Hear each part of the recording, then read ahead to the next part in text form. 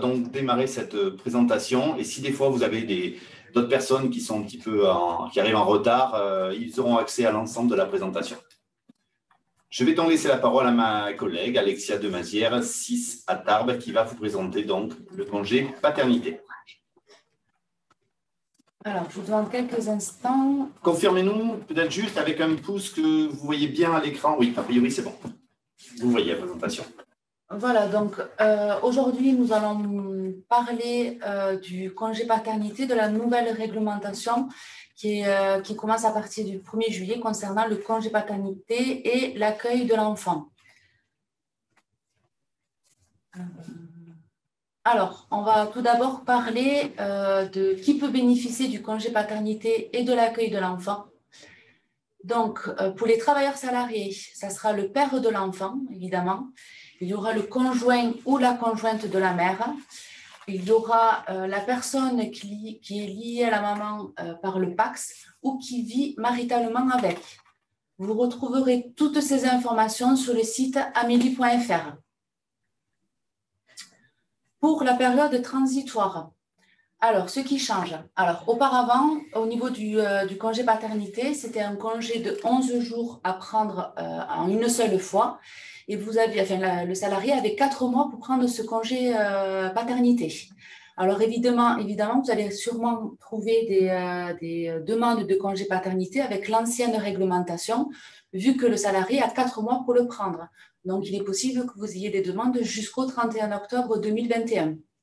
À partir du 1er juillet, le congé naissance passe de 11 jours à 25 jours, plus 3 jours du congé employeur. Donc, ça fait 28 jours et 35 jours pour le congé pour une grossesse gémellaire. Si le salarié veut en bénéficier, il faut qu'il prenne obligatoirement 7 jours dès la naissance ou au premier jour ouvrable, c'est-à-dire les 3 jours du congé naissance de l'employeur, plus les 4 premiers jours de l'assurance maladie. Ce congé paternité est à prendre dans les 6 mois. À savoir qu'on peut fractionner ce congé paternité, mais on le verra un peu plus tard. D'accord. Pour ce qui est de la période transitoire, donc nous allons prendre la solution la plus favorable pour le salarié. Donc, ça sera en fonction de la date de naissance et la date prévue d'accouchement qui va déterminer si nous prenons la nouvelle réglementation ou pas. Donc, par exemple, sur ce diapo, si par exemple, la naissance était prévue à partir du 1er juillet, mais que le bébé est né juste avant, donc on prendra en compte le nouveau système, donc c'est-à-dire la nouvelle réglementation à partir du 1er juillet. Deuxième exemple, si par exemple le bébé était prévu à partir du 1er juillet et que finalement il naît avant, à ce moment-là, on prendra en compte la nouvelle réglementation. Donc, le premier exemple, c'est au cas où, je ne sais pas si je me suis bien fait comprendre, si le bébé était prévu après et qu'il naît avant, ça sera la nouvelle réglementation. Et s'il était prévu au 1er juillet et que finalement, c'est une naissance prématurée, on prendra en compte la nouvelle réglementation. J'espère que j'ai été claire. Il y aura une question après. Oui, alors on verra les questions après. Alors, au niveau de la durée du congé paternité et d'accueil de l'enfant.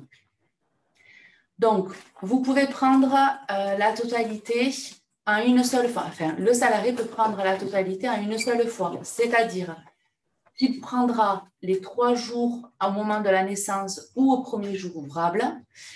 Il enchaîne avec les 4 jours obligatoires et le restant, il peut le prendre juste après. Donc, c'est une durée de 28 jours avec les 3 jours employeurs ou 35 jours pour une grossesse gémellaire.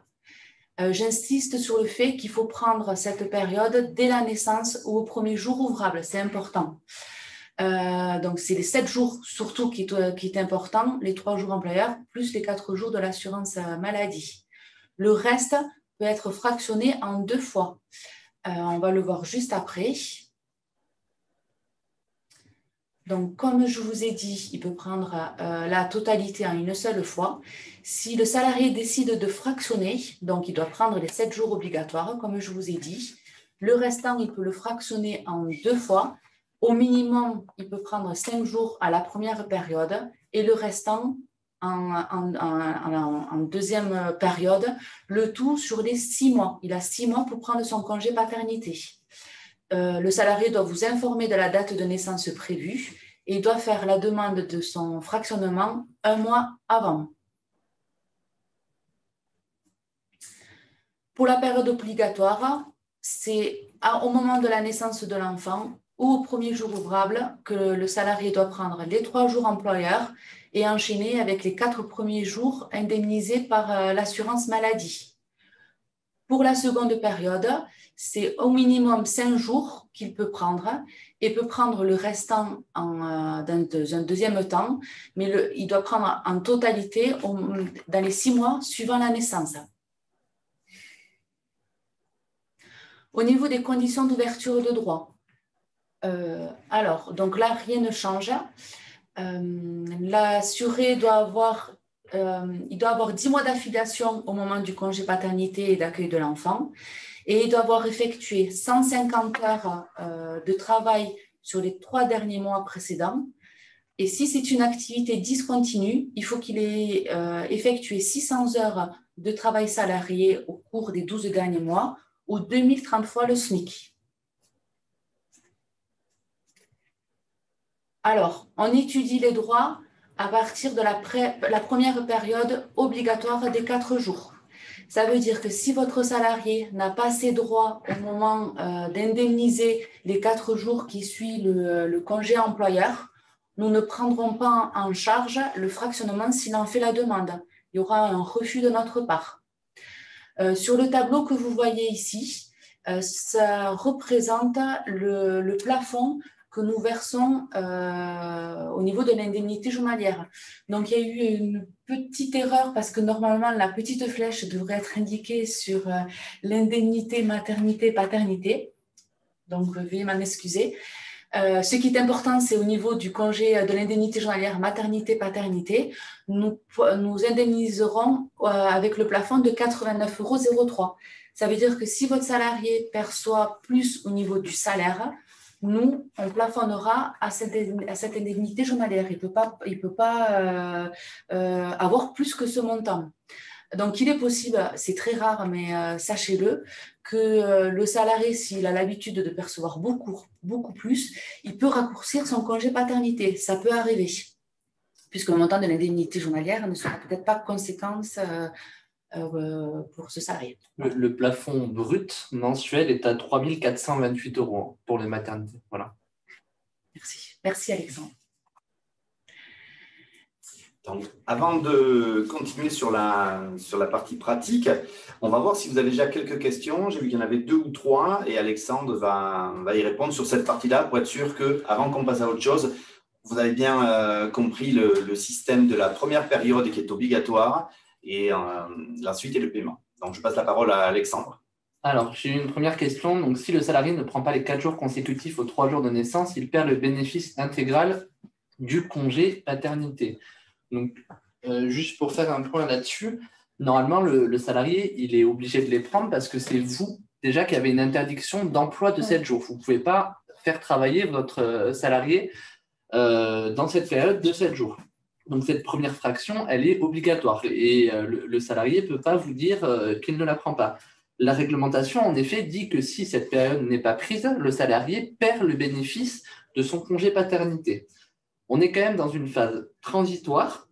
Donc, si c'est déjà arrivé dans votre entreprise, on traitera sûrement au cas par cas pour voir si on peut accepter les secondes ou les troisièmes fractions, puisqu'on peut avoir 2 fractions après cette période obligatoire. Les 4 jours seront perdus dans tous les cas, mais au cas par cas, on verra pour la deuxième ou la troisième période, c'est-à-dire les 21 jours qu'il reste. Il faut, voilà, j'insiste quand même sur le fait que vous avez 7 jours d'interdiction d'emploi. Le salarié ne peut pas revenir travailler sous prétexte qu'il ne veut pas bénéficier de son congé paternité. Voilà. Donc, pour la deuxième question, est-ce que nous pourrons recevoir ce support? Oui, vous recevrez ce support avec… Il sera en ligne. Voilà, il sera en ligne. et on rajoutera les réponses aux questions qu'on vous apporte aujourd'hui. Voilà, et les questions auxquelles on ne peut pas répondre. Donc, excusez-moi, on mettra le support d'ici la semaine prochaine sur le site Amélie, rubrique entreprise, et sur la prochaine newsletter. 3 minutes. J'enchaîne avec les questions. Alors, si l'enfant est né un vendredi, les 3 jours doivent être pris le vendredi, lundi et mardi, ou le lundi, mardi, mercredi suivant, si le samedi et dimanche ne sont pas des jours travaillés. Merci. On parle de jours ouvrables. Donc là, c'est plutôt de votre côté, c'est le code de travail, pour les jours de naissance. Donc, ce n'est pas vraiment de notre côté, mais pour les 3 jours de naissance, c'est quand même des jours ouvrables. Donc, ce sera vendredi, samedi, lundi. Ouais. Voilà, il n'y a que le dimanche qui n'est pas un jour ouvrable pour les 3 jours de naissance. Donc, pouvez-vous, s'il vous plaît, dire les documents à fournir par l'employeur, acte de naissance et demande des congés fractionnés? Ça va être précisé dans la suite du webinaire. Donc, je vais zapper ça. Dans le cas où mon collaborateur est en congé payé déjà validé au moment de la naissance, est-ce qu'il peut débloquer son congé de naissance à la fin de ses congés payés ou doit-il annuler ses congés? Il y a une question là-dessus qu'on a préparée, on y répondra à la fin aussi. Donc, je suis désolé, hein, je reprends des choses au fur et à mesure. Donc, sauf si nous avons un salarié qui nous a appelé le dimanche pour dire que sa femme a couché, nous n'étions pas au courant qu'il attendait un enfant, ça se passe comment? Si vous n'étiez pas au courant. Il attendait un enfant, mais… Normalement, il a 1 mois. Pour informer, oui, mais si vous n'étiez pas au courant, il doit quand même prendre ses 7 jours. Enfin, il y a quand même cette interdiction d'emploi. Ça ne reporte pas, si vous le savez, au moment de la naissance, ça ne reporte pas cette interdiction d'emploi de 7 jours. J'ai encore la question sur les congés payés. On y reviendra après. Et moi, si j'ai raté quelque chose… bonjour, de mon côté, j'ai une naissance à déclarer. La naissance, c'est le 9 septembre. Le congé CEPAM débute le 15.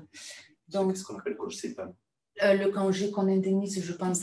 Alors, si je regarde le jour, le 9 septembre, ça tombe un jeudi. Donc, s'il prend les 3 jours employeur, déjà, il faut voir quand est-ce qu'il prend le congé naissance employeur. Donc, s'il prend le congé le lendemain de la naissance, donc ça serait le 10, le 11 et le 13, puisqu'on ne prend pas en compte les dimanches. Et donc, l'indemnisation des 4 jours débuterait le 14. Le 14 septembre. Le congé de l'assurance maladie débuterait le 14 septembre. Et pour M. Garnier, a priori, vous avez raison, mais vous allez voir qu'on va voir ça à la fin du webinaire.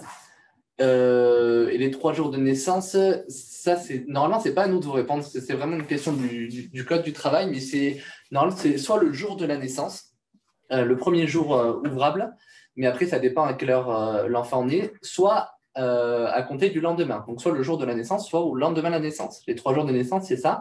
Et après, il y aura la question des congés payés, mais on y reviendra à la fin.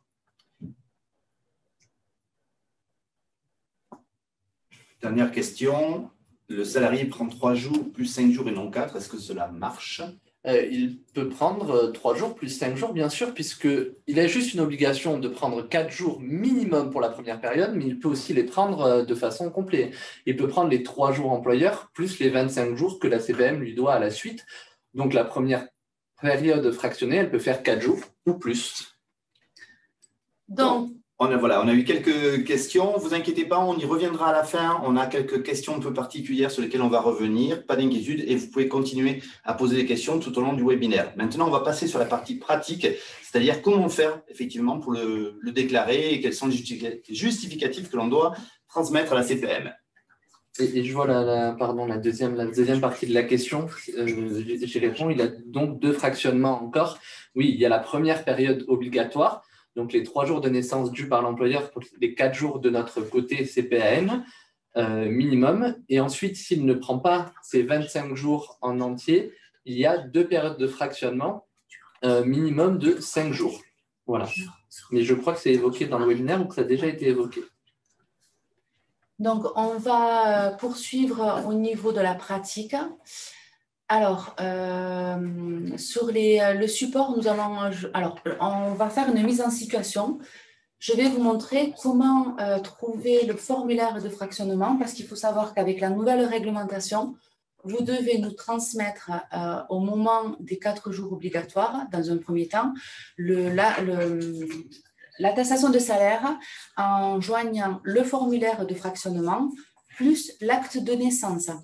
Donc, c'est à nous transmettre soit en pièce jointe si vous utilisez Net Entreprise, ou soit sur l'adresse mail si vous faites un signalement DSN. Donc, ça sera l'adresse mail DSNPJ, mais je vais vous en parler juste après. Donc, on va le faire ensemble, si vous voulez bien. Est-ce que vous voyez la page de amélie.fr? Oui, d'accord. Alors, lorsque vous êtes sur le site Amélie, pour pouvoir trouver le formulaire de fractionnement, vous devez prendre Entreprise, la rubrique Entreprise au-dessus. Alors, je vais juste sortir ça. Vous allez prendre la loupe, là où j'ai la souris, où je pointe, là je pointe la souris, et vous indiquez paternité. Je vous montre comment je fais moi. Alors, ensuite, vous validez. Et là, vous allez avoir plusieurs résultats. Il faudra prendre le formulaire de transmission des périodes de fractionnement du congé paternité. Donc, vous cliquez sur le petit icône et vous pouvez éventuellement vous l'enregistrer dans votre bureau de façon à ne pas devoir à chaque fois aller sur le site Amélie. Comme ça, vous l'aurez.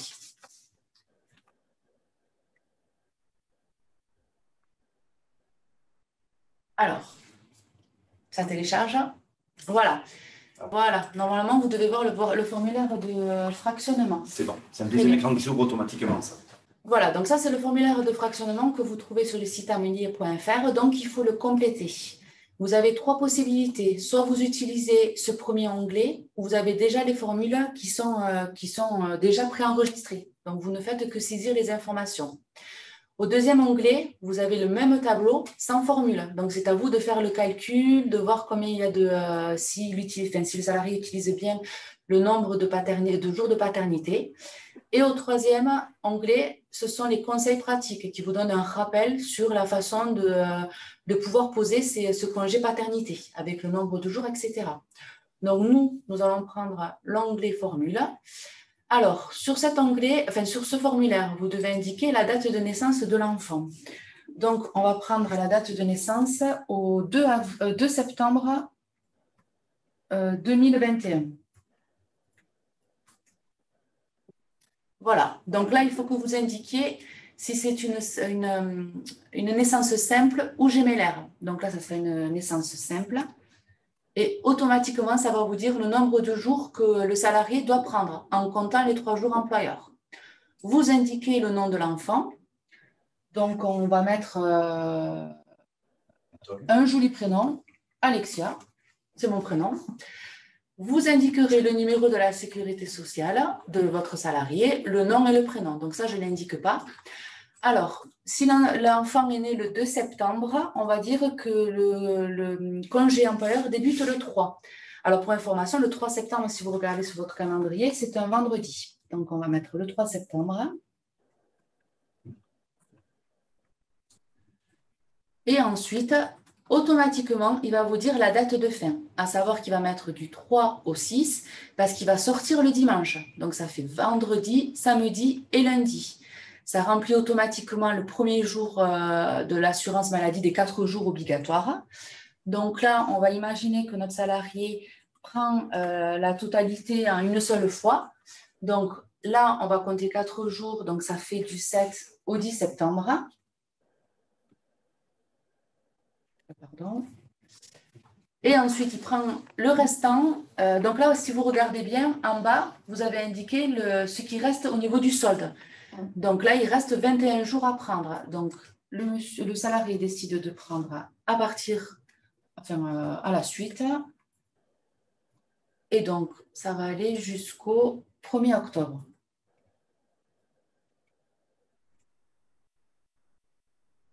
Voilà.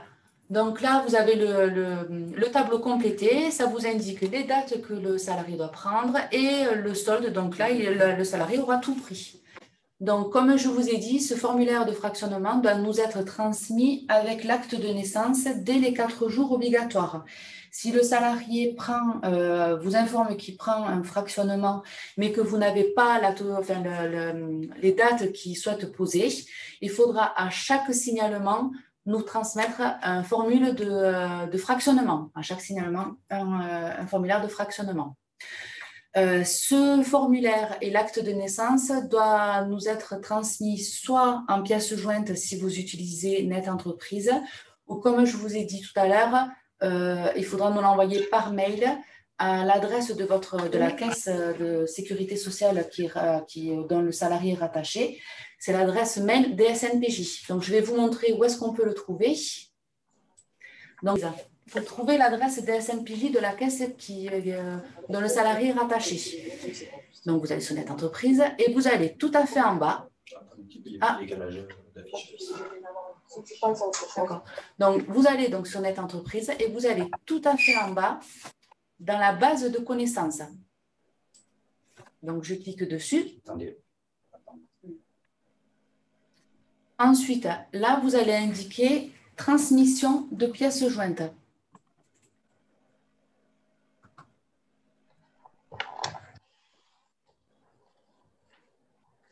On recherche. Et là, vous cliquez sur ce résultat, transmission des pièces jointes à l'assurance maladie. Donc, ça va vous informer les pièces qui sont recevables dans cette adresse mail.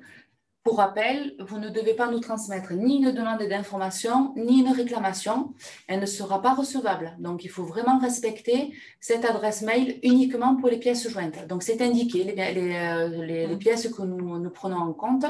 Je passe et tout à fait, donc là, je vous invite à le lire, mais là, je vous montre juste les adresses mail. Donc, tout à fait à la fin, vous retrouverez toutes les adresses mail des différentes caisses.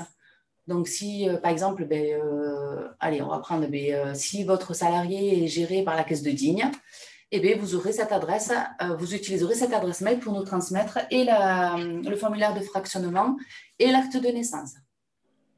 Je vais montrer le 65. On va faire le 65. Alors, on va quand même commencer par le 65, puisque nous sommes le 65. Bien sûr. Et ensuite, je vous montrerai le... Voilà. Donc là, vous avez Tarbes. Donc, c'est cette adresse mail que vous devez nous le transmettre. Le 31, par exemple. Voilà. Vous avez l'adresse mail de Toulouse. Et ainsi de suite. Voilà. Donc, on va revenir au niveau du support. Donc, ça, c'est les informations que je vous ai montrées en direct. Donc, vous retrouverez le formulaire de transmission, de fractionnement sur le site amélie.fr, rubrique entreprise. Donc, c'est uniquement pour ce formulaire et concerne les naissances à partir du 1er juillet 2021. Donc, alors ensuite, donc ça, c'est le formulaire de transmission. Donc, je passais puisque je vous l'ai montré en direct. Comme ça, vous le verrez sur le support qu'on vous transmettra. Ça, c'est les informations, comment saisir. Et ça, c'est l'adresse mail DSNPJ que vous pouvez retrouver sur... Ah, pardon. Voilà, ça y est. Voilà, et donc là, c'est le formulaire que vous devez nous transmettre avec l'acte de naissance et vous trouverez l'adresse mail sur Net Entreprise. En pièce jointe. Donc, ce qui change au niveau du signalement, eh bien, rien. Donc, au niveau du signalement via la DSN, vous indiquez le risque paternité. Le dernier jour de travail qu'il faudra indiquer, ça sera automatiquement et systématiquement la veille du premier jour indemnisable de l'assurance maladie. Par exemple, notamment pour les 7 jours obligatoires, lorsqu'on indemnisera les 4 jours, il faudra mettre la veille, même si c'est le congé employeur que le salarié prend. Au niveau de l'attestation via Net Entreprise, il n'y a rien qui change. Vous indiquez le risque paternité. Au niveau des salaires, vous indiquez le salaire réduit à 21%. Et là, par contre, là, il faut saisir toutes les informations. Donc, il est vrai, et je pense que vous le savez tous, que c'est préférable de faire la DSN, qui est beaucoup plus rapide, puisque les informations sont déjà remontées avec la DSN mensuelle. Mais dans le cas où vous ne pouvez pas faire de signalement via la DSN, il reste le secours de Net Entreprise. On avait une question d'ailleurs là-dessus, hein, sur pourquoi passer par ce formulaire alors qu'il y a tout sur DSN. Donc, on va basculer sur essayer de répondre à vos questions justement qu'il y a eu pendant cette présentation pratique. Alexandre? Oui. Alors, donc j'ai une question. Donc, si le salarié n'a toujours pas déterminé l'ensemble des périodes, comment fait-on? Tout simplement, comme l'a précisé Alexia, sur le premier signalement que vous allez faire, vous envoyez le formulaire, mais vous remplissez seulement la première période obligatoire que vous connaissez. Et lorsqu'il voudra prendre ces autres périodes, ces autres fractionnements, juste une deuxième fois ou en 3 fois, à chaque période, vous nous envoyez un nouveau signalement en rejoignant le formulaire de nouveau. Si vous savez tout dès le début, vous joignez le formulaire que la première fois. Nous, on le garde en historique et il n'y a pas de souci pour l'ensemble des périodes. Il faudra quand même nous envoyer de nouveau à chaque période de fractionnement une attestation de salaire, comme l'a précisé Alexia. Mais si vous n'êtes pas au courant de toutes les périodes dès le début, ce n'est pas grave. Voilà. Juste le formulaire avec la première période au début. Et lors du deuxième signalement pour la deuxième période, vous renvoyez le formulaire avec la deuxième période. Ensuite, j'ai une autre question par rapport aux conventions collectives où pour les congés de naissance, vous avez des jours ouvrés au lieu de jours ouvrables. Donc ça, c'est comme je vous ai répondu tout à l'heure, ça ne me concerne pas, c'est plutôt côté code du travail. On nous a demandé si vous voulez compter en jours ouvrés, on allait refuser le congé de naissance. Non. Non, on ne refusera pas, on prendra quand même en compte les 4 jours, même si on a un tout petit décalage de date à cause de votre convention collective. Et après, il y a des questions plutôt DSN, Alexia, qui vont te concerner. Tu la vois en haut. Alors, Monsieur Suchet qui demande pourquoi les dates de fin dans les DSN ne sont pas prises en compte. Mais vous parlez des dates de fin, je ne comprends pas. C'est une question de Monsieur Suchet. Est-ce que vous pouvez développer, s'il vous plaît, est-ce que vous pouvez développer? On la reprend tout à l'heure, on va passer peut-être. Toutes ces infos sont dans la DSN. Pourquoi ce tableau en plus, Alexia? Et c'est justement pour connaître les dates de fractionnement de votre salarié, pour que nous, on puisse indemniser. Alors, il faut savoir que nous n'avons pas accès au DSN mensuel que vous complétez. C'est au moment où vous faites le signalement d'arrêt que les informations sont remontées quand l'attestation de salaire est générée. Donc, même si vous le mettez dans la DSN mensuelle, nous, on ne peut pas le visualiser. Donc, il nous faut systématiquement ce formulaire de fractionnement pour qu'on sache quelle période indemniser pour votre salarié ou en maintien en subrogation. C'est peut-être le moment d'expliquer les distinctions entre la DSN mensuelle et la DSN que l'on envoie à chaque événement, peut-être. Oui.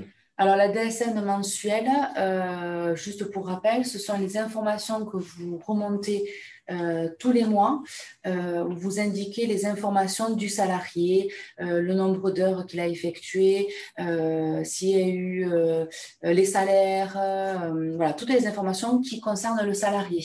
Le signalement d'arrêt, donc ou un signalement événementiel, c'est uniquement si par exemple votre salarié vient à être malade, s'il vient à reprendre le travail en anticipé, s'il vient à prendre le congé paternité ou si c'est une fin de contrat. Donc bon, ça ne nous concerne pas, mais là vous devez faire un signalement. Donc vous indiquez juste des informations, alors, il y a quelques informations, et ensuite lorsque vous aurez validé ce signalement, nous, ça générera une attestation de salaire avec les informations que vous indiquez sur la DSN mensuelle. En fait, la DSN permet de donner, c'est un gain de temps puisque les informations, vous les enregistrez mensuellement et ça permet, ça évite les erreurs au niveau de la saisie. Une question après Dan, sur les signalements devraient-ils se faire à la fin de la période ou dès le début de la période?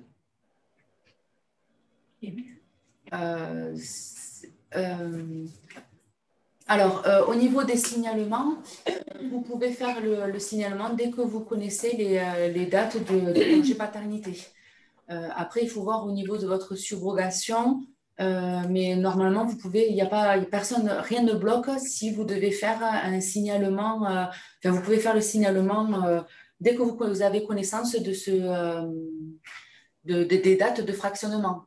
Par contre, évidemment, si par exemple, vous avez le salarié qui décide de fractionner et qui prend la suite, on va dire, par exemple, il a pris les 7 jours obligatoires début septembre et qui prend le deuxième fractionnement juste après, donc fin septembre, il faudra quand même attendre fin septembre pour nous faire un signalement. Ne le faites pas de suite puisqu'il sera refusé. Il faut vraiment que la date soit passée. Je sais pas si j'ai dit. On ne peut pas anticiper un signalement. Voilà, on ne peut pas anticiper un signalement. Donc, c'est excellent. Nous n'étions pas au courant pour le formulaire. Nous effectuons la subrogation sur les 14 premiers jours, 3 plus 11 comme avant, mais pas pour les suivants. De ce fait, depuis la naissance de juillet, nos salariés n'ont pas eu leurs indemnités. Alors, on ne connaît pas le nom de votre entreprise comme cela, on ne peut pas vous répondre, mais a priori, si vous ne joignez pas, le formulaire est sur des naissances après le 1er juillet. On fait des rejets en fait, puisque on peut pas. Avant, c'était assez simple pour nous. Vous envoyez un dernier jour de travail au 29 mai, c'était l'ancien format. On savait qu'il y avait 11 jours à payer, on payait les 11 jours consécutivement. À partir de la nouvelle réglementation, comme on ne peut pas savoir si le salarié a fractionné ou pas, vous envoyez des attestations. Si on n'avait pas le formulaire, on ne peut pas payer puisqu'on ne sait pas combien de jours on doit payer. Donc, normalement, nous, on vous fait des rejets où on vous demande de remplir le formulaire. Donc, a priori, si vous n'avez jamais envoyé le formulaire, on vous a en effet pas indemnisé. Après, si voilà, on vous a fourni une adresse, n'hésitez pas à nous recontacter, à faire une réclamation avec les déclarations que vous avez faites pour qu'on puisse faire un point et voir si on peut vous indemniser. Voilà, mais là, comme ça, a priori, je répondrai oui. Normalement, vos salariés n'ont pas eu leurs indemnités journalières si on n'a pas eu le formulaire sur la nouvelle réglementation. Les naissances après le 1er juillet. Alors, il y a une question de Madame Camus qui indique que, alors je vais la lire, bonjour, que faire dans le cas d'un salarié qui accompagne sa femme pour une naissance imminente le 2, mais suite à une naissance difficile et plus longue que prévu, celle-ci intervient le 3. Puis-je quand même considérer le début du congé le 2? Alors non, puisque normalement, le congé de naissance intervient à la date de naissance ou au premier jour ouvrable. Donc, si le bébé est né le 3, il faudra débuter le congé employeur à partir du 3 et non du 2. Alors, je vois qu'il y a 7 messages. Donc, Gaël, j'ai loupé la date du dernier jour travaillé, naissance le 29 août, début congé employeur le 30 août, lors de la déclaration d'ASM, le dernier jour travaillé, c'est le 27-08 ou le 1er septembre. Du coup, ce sera le dernier jour de naissance, donc c'est la veille des 4 jours assurance maladie. Donc, le dernier jour de naissance de votre côté, donc c'est le 1er septembre.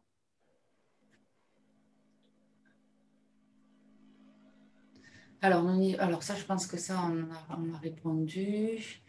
Dans la DSN événementielle, il y a la date de début et date de fin congé paternité. Vous avez donc toutes les informations.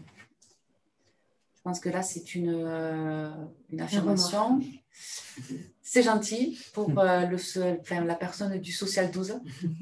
Très bien. Donc, j'ai une question. Si le salarié refuse de prendre son congé paternité, mais comme je vous ai expliqué tout à l'heure, vous avez interdiction d'emploi sur les 7 premiers jours. Donc, il peut ne pas prendre la deuxième fraction, mais cette première fraction est obligatoire, que ce soit pour vous ou pour lui. Ce qui est important, je pense qu'il faut qu'on insiste là-dessus, c'est sur ces 2 périodes. La première période des 7 jours, qui là, la réglementation maintenant, fait que c'est obligatoire. Là, il est obligé de les prendre. Et la deuxième partie, effectivement, la fraction là, il peut ne pas les prendre. Ça, c'est autre chose. Pour Anne qui demande si le signalement est fait en début de période, si le salarié décide de revenir plus tôt. Donc, à ce moment-là, ça sera une reprise anticipée. Donc, il faudra que vous nous fassiez un signalement en prenant la rubrique reprise anticipée pour qu'on puisse interrompre les indemnités journalières. Ou si vous le faites par le biais de Net Entreprise, il faudra nous transmettre une attestation en cochant reprise du travail en anticipé. Ce n'est pas indiqué comme ça, mais ça y ressemble. Donc, on a une question juste au-dessus qui était manquée. Si le congé est fractionné, nous avons transmis le formulaire avec toutes les dates dès le premier signalement, nous devons faire un nouveau signalement à chaque période tout de même. Alors, on y répond dans les questions récurrentes qui sont après.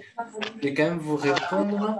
En fait, ce qui change, c'est que si vous prenez un congé, donc il y a les 7 jours de la première période obligatoire, et vous qui avez des salariés mensualisés, la période de référence, imaginons on prend le congé aujourd'hui, donc au 14 septembre, ce sera sur les salaires d'août, de juillet et de juin.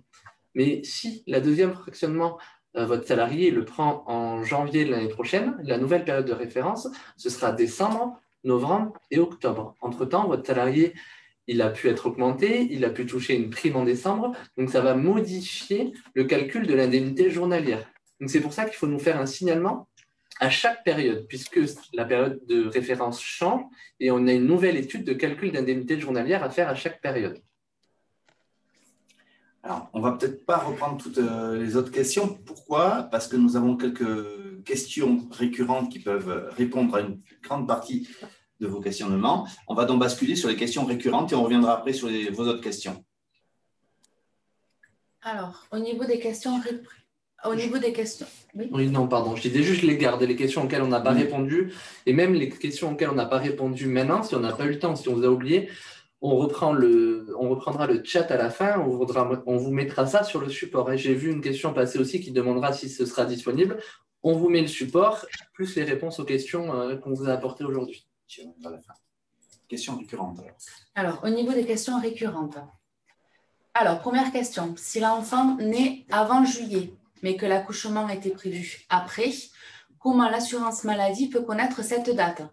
Que doit-on vous fournir comme document supplémentaire? Donc, grâce à l'acte de naissance que vous allez nous transmettre avec le formulaire de fractionnement, nous ferons des recherches sur le dossier de la maman, puisque nous aurons ces références, on aura le nom et le prénom. Donc, si c'est une personne qui est gérée par l'assurance maladie, nous retrouverons le dossier et c'est comme ça qu'on pourra connaître la date de début d'accouchement. Si par cas, nous n'avons pas cette information, nous demanderons aux salariés de nous transmettre par le biais du gynécologue de la maman la date prévue d'accouchement. On n'a pas eu le cas, mais ça peut arriver. Mais vous n'avez rien à faire, vous n'avez pas à nous transmettre de documents supplémentaires. On se charge de faire des recherches de notre côté. Ensuite, deuxième question. Lorsque la convention collective prévoit 4 jours employeurs au lieu de 3, quelles vont être les démarches? Donc, il n'y a rien qui change au niveau de l'assurance maladie. Le salarié est censé devoir prendre 7 jours obligatoires. Donc là, on passera à 8 jours. Ces 4 jours employeurs ne remplacent pas les 4 jours obligatoires que l'assurance maladie, Donc, comme je viens de vous dire, le congé passera à 8 au lieu de 7 obligatoires. Ensuite, la question numéro 3. Si mon salarié est en congé payé, donc vous avez eu plusieurs questions à ce sujet, au moment de la naissance, quel est le dernier jour de travail à indiquer? Donc, le dernier jour de travail reste toujours la veille du premier jour indemnisable et à chaque fractionnement. Donc, attention, si la naissance de l'enfant intervient au moment du congé payé ou pendant un congé pour événement familial, par exemple, l'interdiction d'emploi débute à la fin de ce congé payé. Donc, c'est vrai que c'est une question qui est revenue assez souvent et je vois que c'est d'ailleurs la dernière question. Donc, si les congés payés étaient prévus avant, que la naissance intervient pendant les congés payés, l'interdiction d'emploi, c'est-à-dire les 7 jours complets, les 3 jours de naissance plus les 4 jours de l'assurance maladie, elles interviennent à la fin de ces congés payés. Et voilà, les 7 jours à la fin des congés payés qui étaient prévus avant. Par contre, pas de prolongation des congés payés. C'est vraiment ce qui était prévu avant. Alors, pour la question numéro 4, quel est le dernier jour de travail à indiquer sur l'attestation de salaire lors du premier congé obligatoire à la naissance? Donc, systématiquement, il faudra saisir la veille des 4 jours indemnisés par l'assurance maladie. Comme je vous ai dit précédemment, donc l'assuré va prendre les 3 jours employeurs et va enchaîner avec les 4 jours. Il faudra prendre le dernier jour du congé employeur en tant que dernier jour de travail. Pour la question 5, est-ce que l'attestation initiale permet l'indemnisation de l'intégralité du congé paternité? Donc, si votre salarié prend le congé paternité en une seule fois, évidemment, l'attestation initiale permettra l'indemnisation de l'intégralité. Si par contre, votre salarié décide de fractionner son congé paternité, il faudra à chaque fractionnement faire un signalement via la DSN ou faire une attestation via Net Entreprise. Comme vous a dit Alexandre tout à l'heure, c'est nécessaire qu'on ait ce nouveau signalement ou cette nouvelle attestation puisque les salaires peuvent évoluer au fil des mois. Donc, l'indemnité journalière peut évoluer également. Pour la question 6, est-ce que l'employeur peut refuser le congé paternité du salarié? Donc, non. Le congé paternité, c'est un droit, donc il ne peut pas être refusé. l'employeur a interdiction d'employer son salarié pendant cette période de 7 jours obligatoires, donc qui suit la naissance ou au premier jour ouvrable. Bien évidemment, le salarié doit vous informer de ces dates de congé payé au moins 1 mois à l'avance avant la naissance. Pour la question 7, si l'assuré est en arrêt de travail pour maladie au moment de la naissance du bébé et que le congé obligatoire de 4 jours succédant le congé légal, alors je reformule, excusez-moi. Si l'assuré est en arrêt de travail pour maladie au moment de la naissance, le congé obligatoire de 4 jours succédant le congé légal peut-il être reporté? Donc, il faut savoir que si le salarié est en arrêt maladie, nous, on va automatiquement favoriser l'indemnité journalière la plus élevée. Ça veut dire que, étant donné que le montant de l'indemnité journalière maladie est inférieur au montant de l'indemnité journalière maternité-paternité, on primera effectivement sur la maternité que sur la maladie. Évidemment, si ce cas se présente, on vous transmettra un courrier à vous et à l'employeur pour vous informer de ce changement.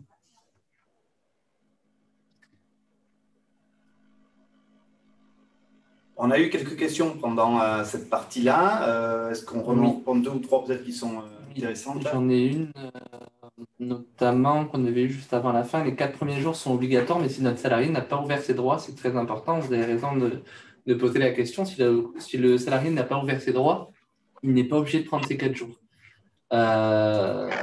Il n'a pas le droit de congé paternité, donc vous lui donnez les 3 jours de naissance, mais derrière, il n'est pas obligé de prendre les 4 jours puisqu'il n'a pas ses droits pour le congé paternité. Il ne sera pas indemnisé dans tous les cas s'il n'a pas les droits. Donc là, vous avez le droit de le faire travailler sur cette période-là. Ouais. Ensuite, bonjour, je ne comprends pas l'intérêt du formulaire alors que la DSN événementielle, les dates et toutes les dates de congé paternité sont saisies. Je comprends bien votre phrase, mais nous, on a besoin dans tous les cas de ce formulaire de fractionnement pour qu'on puisse connaître, nous, la période que le salarié prend et quand est-ce qu'il le prend. Donc, nous, au niveau de l'assurance maladie, on est quand même obligé d'avoir ce formulaire de fractionnement. Comme je vous ai expliqué, au niveau de la DSN événementielle, lorsque vous faites une DSN, vous indiquez juste le risque, le dernier jour de travail et s'il y a subrogation. Nous, on ne peut pas savoir s'il prend la totalité de son congé paternité ou s'il le fractionne. Donc, nous, il nous faut impérativement ce formulaire de fractionnement. Et évidemment, le bulletin de naissance. Donc, pour le congé payé, on y a répondu. Je vais enchaîner du coup. Le formulaire, est-ce qu'on le prend en Excel ou PDF? Alors, le formulaire en Excel ou en PDF, c'est pareil. On n'a pas de difficulté à lire ces 2 formats. Donc, ces 2 formats sont très bien. Vous pouvez les laisser soit dans le format original, soit le mettre en PDF. Pour nous, ça ne pose aucun souci. Et la question pour l'objet en particulier à mettre pour les mails, c'est très gentil de nous la poser. Nous, ce qui nous arrange le plus, c'est que vous indiquiez quelle entreprise vous êtes avec votre numéro SIRET et quel salarié ça concerne avec son numéro de sécurité sociale. Voilà, ça c'est le plus pratique pour nous pour retrouver rapidement le dossier. Donc ça en objet, l'entreprise et le numéro de l'identification de l'assuré pour que nous, on puisse rapidement mettre la main sur le bon dossier. Alors, il y a une question de monsieur ou madame Weshard, peut-être que j'écorche votre nom, je m'en excuse. Devons-nous refaire les attestations de salaire faites pour les congés paternité de juillet si nous n'avons pas mis en dernier jour de travail le dernier jour de congé naissance employeur? Alors, normalement, lorsqu'on reçoit des attestations avec le dernier jour de travail erroné, on vous fait un compte rendu en vous indiquant que le dernier jour de travail est erroné. Alors, il faut soit regarder le compte rendu qu'on transmet via Net Entreprise, ou soit vous pouvez avoir cette information sur le tableau de bord quand vous faites des DSN. Il faut regarder les informations qu'on indique sur le tableau de bord. Mais normalement, oui, il faudrait refaire les attestations si vous vous êtes trompé au niveau du dernier jour de travail. Alors, c'est de monsieur Blaudet. si le congé paternité commence un vendredi, on est d'accord que les 4 jours sont vendredi, samedi, dimanche et lundi. La réponse est oui. Non, pas dimanche. Alors, pour les 4 jours… ça dépend du… Ah oui, nos jours à nous. Voilà, moi je le prends ça pour… dépend, oui. Si vous parlez du congé de l'assurance maladie, oui, c'est des jours ouvrés. C'est tous les jours. On fait pas, voilà, c'est tous les jours. Merci Alexandre. Si par contre c'est les congés employeurs, non, les 4 jours de votre convention, ça sera vendredi, samedi, lundi et éventuellement le mardi si vous faites 3 ou 4 jours au niveau du congé naissance. Donc, on va poursuivre. Donc, au niveau des congés annexes, donc, si vous avez des questions sur le congé paternité, le congé d'hospitalisation ou le congé de deuil parental, je vous invite à trouver ces informations sur le site amélie.fr.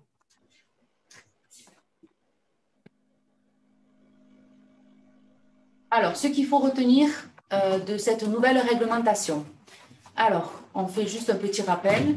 Donc, on prend ce congé paternité à la naissance de l'enfant ou au premier jour ouvrable. Le salarié doit prendre les 7 jours obligatoires, c'est-à-dire les 3 jours employeurs et les 4 jours de l'assurance maladie. Il peut prendre son congé paternité dans la totalité ou fractionner le solde en 2 fois maximum, à savoir qu'il peut prendre par exemple il peut poser 5 jours minimum pour la 2e période et prendre le restant en 3e période. Le tout, évidemment, c'est sur les 6 mois à la date de naissance de l'enfant. Alors, si le salarié prend le congé paternité en totalité, donc c'est 28 jours avec les 3 jours employeurs ou 35 jours pour une grossesse gémellaire. Donc, comme vous indique le tableau, donc c'est les 3 jours employeurs, les 4 jours obligatoires et ensuite il pose la totalité. Donc là, c'est un petit schéma qui rappelle ce qu'on vient de vous expliquer. Donc, ça va être très rapide. Pour un premier enfant, donc c'est 28 jours. Donc, vous avez les 3 jours employeurs. On poursuit avec les 4 jours obligatoires. S'il décide de fractionner en 2 fois, il prend minimum 5 jours et ensuite, il peut prendre le reste plus tard. Et pour le 2e dessin, c'est pour une grossesse gémellaire, donc c'est 35 jours avec les 3 jours employeurs, et c'est le même système que la naissance simple, c'est-à-dire qu'il doit prendre, s'il fractionne, il doit prendre 5 jours minimum pour la période qu'il décide de fractionner. Et donc là, c'est 35 jours, comme je viens de vous le dire. Alors, si vous avez des questions à poser plus détaillées, vous pouvez contacter votre conseiller informatique service, donc de votre caisse, ou appeler la plateforme au 36 79. Est-ce qu'il y a une question importante sur laquelle il faut revenir? Oui, il y a de nouveau quelques questions intéressantes. Donc, bonjour, faut-il envoyer le formulaire de fractionnement avec l'attestation de salaire à chaque période s'il a déjà été envoyé au début avec toutes ces dates? Donc non, le formulaire à la première période suffit. Ensuite, on a juste besoin d'une nouvelle attestation de salaire, mais nous, on les stocke, les formulaires. Donc là, il n'y a pas de souci. Par contre, la 2e question, elle s'enchaîne comme ça. Un salarié peut-il changer la 2e période de fractionnement après avoir déjà déclaré une période qui a été transmise? Si le salarié change sa 2e période de fractionnement, vous nous renvoyez un formulaire lors de la 2e période. Et pour nous, ça ne nous pose pas de problème. Voilà. Une attestation avec le formulaire rectifié. Donc, pour M. Suchet, si le congé de naissance est jeudi, vendredi et samedi, le congé paternité commence le dimanche ou le lundi, et la réponse est le dimanche, du coup. Donc là, on a une question intéressante, mais auquel on ne va pas pouvoir répondre de façon très claire parce qu'on a une petite interrogation. Alors, je vais la lire quand même. Donc, bonjour, en cas de congé paternité qui débute pendant un arrêt maladie, quid des 3 jours employeurs et quel est le DGT à déclarer? On a demandé des précisions à notre caisse nationale, on est encore en attente de retour. Mais comme vous a dit Alexia tout à l'heure, normalement, le congé paternité prime sur le congé maladie. Donc, logiquement, vous devriez appliquer les 3 jours de naissance tels que vous les appliquez actuellement et nous fournir à la fin de ces 3 jours de naissance une nouvelle attestation avec un nouveau dernier jour de travail. Mais ça, voilà, à prendre avec des pincettes parce qu'on a vraiment demandé une confirmation à notre caisse nationale. On essaiera de vous faire un retour. Je ne sais pas quand c'est qu'on aura le retour, mais on essaiera de vous faire un retour à cette question dans les réponses qu'on vous mettra en ligne. Et si on l'a d'ici une semaine, on le mettra dans la présentation. Donc, les 6 mois s'apprécient au premier jour du début du congé ou bien le dernier jour du congé. Les 6 mois s'apprécient. Alors, je ne sais pas si je vais répondre bien à cette question, mais normalement, si j'ai bien compris, au niveau des 6 mois dont on parle, c'est le salarié peut prendre 6 mois pour prendre son congé paternité, c'est-à-dire au moment de la naissance. Il a 6 mois à partir du moment où l'enfant naît.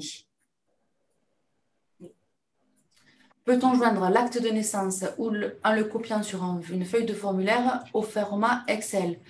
Pour moi, il nous faut la copie de cet acte de naissance. Donc, je ne sais pas si en format Excel, on peut le faire. Non, mais c'est l'original. Oui, non, mais après, de toute façon, on a des copies. Si vous arrivez à le mettre sur une deuxième page du format Excel, il n'y a pas de souci. Hein. Nous, on les récupère aussi. Voilà, à partir du moment qu'il soit lisible et que c'est vraiment un bulletin de naissance que le salarié vous a transmis. Là, il n'y a aucun souci. Oui, il ne faut pas que ce soit rempli dans les cases Excel. Voilà, il faut que ce soit le format original, mais vous pouvez le mettre sur le deuxième feuillet du formulaire sans problème. Alors, sur la durée du délai de traitement, là, on ne va pas vous répondre parce qu'en fait, vu qu'il y a cette nouveauté et qu'il y avait ce webinaire, ça peut être variable selon les caisses, d'accord. Donc, ça, on vous en dira un petit peu plus, normalement, sur les délais pour chaque caisse, mais ne vous inquiétez pas par rapport à ce traitement. C'est assez variable selon les caisses actuellement. On a combien de jours à peu près pour les traitements des mails, des employeurs? Un ordre de grandeur, à peu près. C'est-à-dire que, comme c'est une nouvelle réglementation, ça peut mettre un peu plus de temps pour que ça se mette en place. Donc, il peut y avoir un peu de… Alors, les mails qu'on reçoit, le traitement des DSIG et des DSN, c'est une activité qu'on traite tous les jours, en tout cas à la Caisse de Tarbes. C'est pour ça que c'est dur de répondre parce qu'on fait un webinaire régional. Donc, nous, à la Caisse de Tarbes, pour les attestations qu'on reçoit, on est à jour. Donc, on n'a pas de souci particulier. Sur les mails, le traitement des mails, on a à peu près une semaine de délai pour récupérer vos formulaires. Donc, on est dans des délais très raisonnables, mais au niveau de la Caisse de Tarbes, là, je parle juste des pièces jointes qui sont jointes à vos attestations, etc., qui sont renvoyées par mail. Après ça, on n'est pas en retard du tout. Après, sur les réclamations, c'est autre chose. Et pour les autres caisses, malheureusement, on ne peut pas vous répondre, donc je vais pas m'étendre là-dessus. Ensuite, on a une autre question qui est intéressante par rapport au papa. Le papa est différent de la personne qui vit avec la maman qui a droit à quoi? Mais tout le monde a droit à quelque chose et à la même chose. Le papa a le droit à son congé maternité, son congé paternité, excusez-moi, et le conjoint a le droit à son congé paternité. S'il vit maritalement avec la personne où elle est concubinage. Ou en concubinage, oui, tout à fait. Il est obligé d'être marié. On a une question aussi par rapport à la DSN, là, ce mail, qu'il n'y ait pas de confusion, peut-être préciser l'intérêt de l'un de l'autre. Dans tous les cas, si vous passez par la DSN, pour nous transmettre les pièces jointes, vous êtes obligé de le faire par mail. Les pièces jointes que vous pouvez nous transmettre directement sur Net Entreprise, c'est quand vous faites une attestation via Net Entreprise. Mais si vous faites un signalement via la DSN, pour nous transmettre le formulaire de fractionnement avec l'acte de naissance, vous êtes obligé de passer par cette adresse mail DSNPJ que je vous ai montré tout à l'heure. Il y a quelqu'un qui doit quitter le webinaire et demande où elle pourra récupérer le support. Alors, je vais l'expliquer après. Donc, alors, il va y avoir plusieurs questions. On ne peut pas répondre à toutes vos questions. Donc, on va les prendre, on va les intégrer, on fait une réponse sur le support. Alors, le support, où est-ce qu'il sera accessible? Dans Amélie Entreprise, sur la partie actualité locale, quelle que soit votre caisse. Donc, nous allons compléter le support et nous le transmettrons à vos caisses d'ici une semaine à peu près. Et vous aurez accès, je pense, à peu près, au même endroit où vous avez trouvé l'inscription pour vous inscrire au webinaire. Voilà, ça sera fait de la même façon. Donc, on va fonctionner comme ça. Donc, on va terminer là, je pense. On a deux dernières questions. Allez, deux dernières questions. Alors, on y a déjà répondu. Donc, vous aurez vraiment dans le support, donc si le papa est différent de la maman, les deux auront droit au congé de paternité de manière égale. Oui, tout à fait. Il n'y a pas de fractionnement entre les deux. Et pour les pièces jointes, vous pouvez joindre le formulaire que la première fois. Vous n'êtes pas obligé de le joindre à chaque fois. Par acquis de conscience, rien de particulier sur le sujet pour les entreprises non subrogées. Non, rien de particulier, pas de changement de ce côté-là. Vous joignez l'attestation en indiquant ou pas votre date de subrogation, mais la nouvelle réglementation ne change absolument rien par rapport à ça. Voilà. Donc, on va arrêter. Alors, même si je sais que vous avez encore d'autres questions, l'idée, c'était surtout aujourd'hui que vous ayez bien compris ce qu'était la première période qui était obligatoire, comment gérer le fractionnement, gérer les dates, ces 3 premiers jours, ces 4 journées-là. Bon, ça, c'est important. Savoir où est-ce que l'on pouvait récupérer les documents, d'accord? Comment faire avec l'ADSN et les mails, que vous ayez récupéré les adresses. Voilà, tout ça, c'est important. Après, on est tout à fait conscient qu'il y aura des cas particuliers. On essaiera d'y répondre au fur et à mesure. On essaiera d'intégrer un maximum de réponses dans la présentation qu'on vous a fait aujourd'hui. Alors, comme c'était le premier webinaire comme ça qu'on a fait pour la région, on aurait vraiment besoin de votre retour. Alors, on vous invite, avant que vous déconnectiez, à mettre votre avis en commentaire, dire ce qui vous a intéressé. Ce qui serait intéressant, c'est que vous mettiez le numéro de votre département et le nom de votre entreprise. Pour nous, c'est intéressant aussi, savoir si vous êtes grosse, moyenne, petite entreprise. Ça, c'est intéressant. Si vous êtes des responsables RH aussi, ça peut être important. Et alors, juste avant de quitter, ne quittez pas de suite, on va vous envoyer un petit sondage sur l'écran. Vous pourrez effectivement y répondre pour dire ce que vous avez pensé de ce webinaire. Voilà. Donc, l'idée, c'est qu'on va essayer d'en faire un petit peu plus souvent. Comme ça, Covid ou pas Covid, on pourra continuer à vous passer des informations importantes et utiles. Et voilà. Donc, on espère que ça vous a intéressé. Merci en tout cas aux collègues qui ont préparé ce webinaire avec nous, nos collègues aussi de vos départements. N'oubliez pas que dans chaque département, vous avez les conseillers, les 6 conseillers informatiques services, qui sont des personnes qui justement sont là pour vous aider à travailler avec la DSN, avec notre entreprise, pour que ça se passe bien. Voilà. Bon. Donc, un grand merci à tous et en espérant vous revoir rapidement pour un prochain webinaire sur une nouvelle réglementation. Bonne journée à tout le monde. Merci. Au revoir. Bonne journée. Au revoir. Merci, au revoir. Au revoir.